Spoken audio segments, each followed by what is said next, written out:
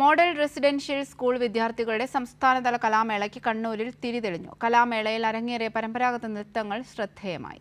തുടിതാളത്തിന്റെ അകമ്പടിയോടെ പരമ്പരാഗത നൃത്തച്ചുവടുകളുമായി സർഗോത്സവം കലാമേളയിൽ വിദ്യാർത്ഥികൾ നിറഞ്ഞാടി.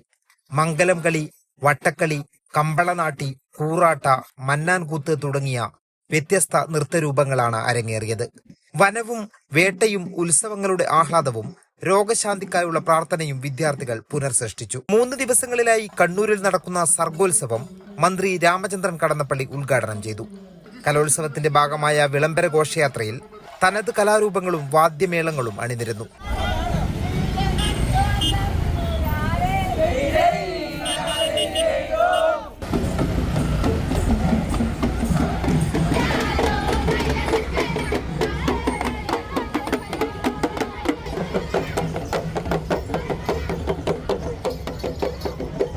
കൈരളി ന്യൂസ്, കണ്ണൂർ.